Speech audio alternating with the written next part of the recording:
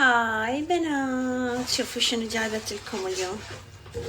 هاي المجموعة بالكافيين والبيوتين، شغلات جميلة جدا، تساقط مع الشعر، راح تستمتعون به. هذا الشامبو الامريكي من بيفر اللي انا دائما احكي لكم عنه. هذا الماسك راح يكون ويا المجموعة للبنات اللي شاركوا بالمسابقة مع الشامبو اليوم القرعة. بس قبلها خل احكي لكم عنه اكثر. أنا يعني كل صفحاتي كل غساتي صار لي سنة ونص تقريبا ويا بيفر، كلش هواية استفادت من هذا البراند.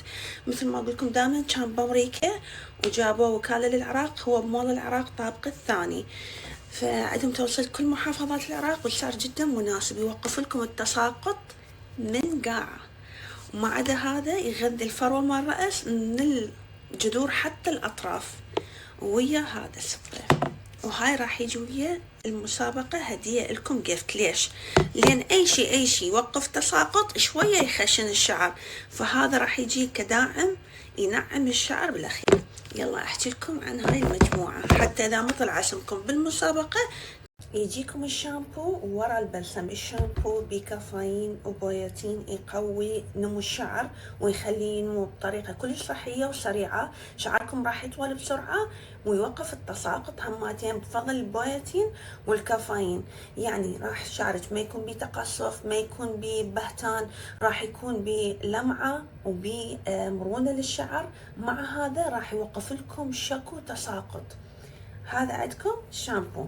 اما البلسم بنات، البلسم اثناء الحمام تخليه ورا الشامبو مثل ما تعرفين ينعم الشعر، وراح يحول الشعرايه الناعمه اللي اول ما تسوين هيك تطلع هي والبصيله الى شعرايه قويه. لان دائما قلت لكم دائما اللي يوقف التساقط راح شويه ينطي شويه ثخن وخشونه بالشعر، فهذا راح يساعد الشعرة الضعيفة التعبانة اللي دائما توقع عبك بيبي هير بس هي طويلة، يوقعها يطلع بدالها نمو شعر قوي وصحي، وحتى شعرك كله ينترس. هاي الفراغات كلها راح تنترس ورا فترة. نجي على هذا السبراي اللي يجنن، اللي راح يفيد هواية البنات من بعد الحمام. هذا هم ماكو بعد تساقط، ضد التساقط، التهابات الفروة اللي يعانون دائما من حكة، او البنات المحجبات اللي يحسون الحجاب دائما يحك بشعرهن وعندهن حكة بالفروة تساقط كلش قوي، هذا كلش راح يفيدكم. يجنن، استخدموا هاي المنتجات وما راح تخسون. طب بعيني بس ما يأذي. الله، العطر روعة روعة روعة. هذا يجي مثل الفلتر، ينقي فروة الرأس ويوازن الدهون، لأن كل شعرنا دهني، حتى اللي تحس شعرها جاف انت ما تعرفين الفروة اذا بالناظور اللي يطلع هيك ابسط الشغلات راح تشوفين اكو دهون وترسبات، فهذا يوازن عندك الدهون، ولهذا السبب راح يمنع التساقط ويخلي شعرك يطول بسرعة. انصحكم به. اما هذا الماسك بمجموعة ثانية، بس هو راح يجي ويا الهدايا اللي انا قررت انطيها لكم، اللي هي 10 باكيجات من هذا الشامبو. هاي كلها راح تجي ويا الهدية ان شاء الله، فهذا قررنا نخليه وياهن، بس هذا عنده باكيج واحد.